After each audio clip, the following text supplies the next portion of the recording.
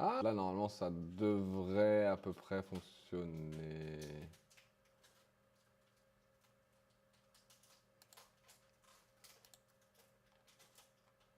Hello. Is the stream working? Yes, it seems to be kind of. Yes, it's working. Poorly, but it's working. Hello everybody. Welcome to this live by Dubai Trading Academy. Sorry for the low quality. Normally everything should be fixed tomorrow. We are gonna do our best, so it might be a short live because with this quality there's not really a big point to continue for a long time. So today what we're gonna do, we are gonna quickly go over the news since last week, quickly check how the market behaved, do a bit of technical analysis on the Nasdaq, see what would have been our scenario for the day if our internet was working better, because with a bad internet like we have now, it's stupid to take position because you never know, you might get cut, you might have some problem. So really that's not what you want when you're trading. You want to have the best and most stable connection possible. So yeah, that's basically what we're gonna do today. So if we look at the news today, basically we have since last week we have the big Israel by gas. We're not gonna go into a very complex situation and geopolitical nightmare. It's add more instability to a region that is already. We saw the market reacted. Maybe it overpriced the effect of the war, especially because of the reaction of the Saudis, who said they were gonna keep the level of supply, even increase it to answer the demand.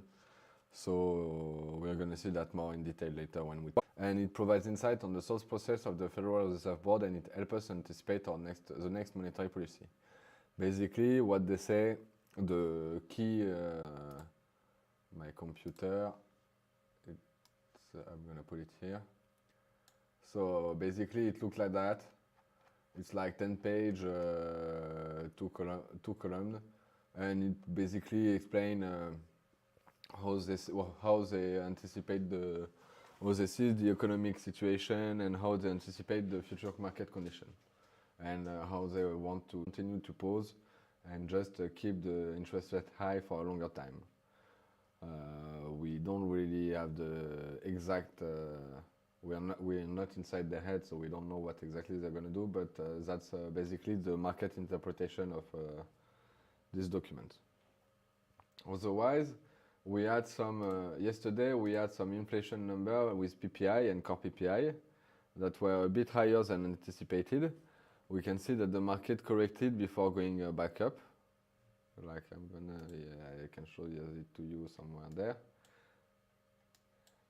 Yeah, here is the PPI publication. So we see the market dropped, then it went up, tried to break that resistance level, didn't succeed, then went to reach this support level, and at this support level it went shooting upward toward this resistance level and this support level.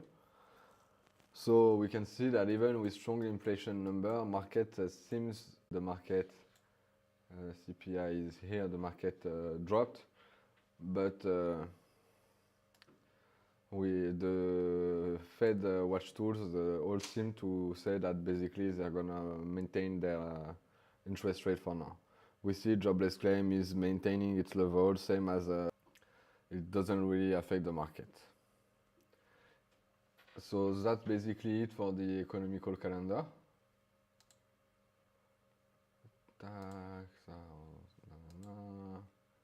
CPI.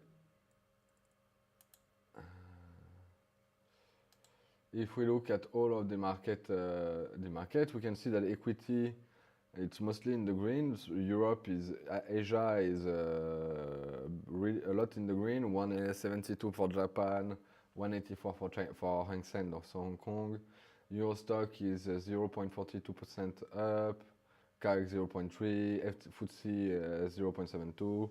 So it's mostly a good day for equity at the moment. Then if we look at bond yield, we can see that the bond yield continue to increase. And there's like some worries about the 10-year yield, and say that if 10-year yields are reach above 5%, it might be catastrophic for the economy. We're getting closer, and it's still some analysis. It should always be. So we see equity. Ah no, wait, sorry, it got updated. Euro stocks and CAC are in the red. Equity are actually all in the red. Sorry. It's down, the VIX is up, it's around 16%, so a bit lower than last week, but still pretty high. Then if we look at the steer, we can see that the Euribor, the Bund are more or less stable, same for Sonia and SOFR, so not that important, not a lot to say about it. And if we look at the currency, we can see, oh, well, the euro dollar has dropped a lot since this morning. Probably because of the inflation data. Same if we look at the WTI and the Brent, it's going back up after 6 days of, no, it's not going back up. Yeah, it's going back up after several days of going down. Like, it's here. If we look, you see it's been going down, and now it's coming to go down, so we need to be careful. So we need to be, it's like a weird economic context, especially it's hard to analyze it with us, like in our situation with poor internet. We see the gold is getting closer to 1,900, so it's a pretty strong resistance level. So if we break this level, it might go up. We might manage to go up again. So that's quite good for a gold investor or gold investor out there. There's quite a few because gold is quite popular as anti-inflation protection. So basically that's most of it for today, because we are like not that yeah, it's not that much of a big day, even though we've got some quite important publication. Also tonight, I forgot to say, sorry, we have the oil inventories as well as the Fed balance sheet, which is basically a good display of quantitative easing and quantitative tightening. So we expect it to get smaller, because they tend to want to do quantitative tightening. So that's why we expect it to be lower than last week's one. So that would mean that because at the moment they're doing hawkish policy, so it's more quantitative tightening. If we look at the beautiful Nasdaq, let me get you the 4-hour one. It's there, it's coming back here, and hopla. So after a year of upward trend, see from January we've been going only up. We can see there's a slowdown in the price of Nasdaq, and if you look at some technical analysis, we're like getting closer to some pretty important level, because if you look here on the upward channel that we've been following for the whole year, we can see that we are getting closer to the bottom of the channel. Well, I haven't done, it's not my most beautiful channel, but 50 for, yeah, 550. We can see also that we're getting lower highs and lower lows, even though those two lows are pretty close, but this one is actually a bit lower if we look carefully.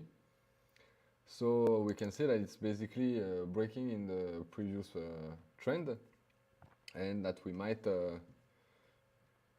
start a downward trend. So why does it matter? Is because we try to not trade against the trend, but also we are trading on a short time frame, and so for our trend is not necessarily always relevant for us, because if we look at the half an hour here, we can see that basically even though we were in a downward trend in 4 hours, in half an hour we are in an upward trend. Therefore,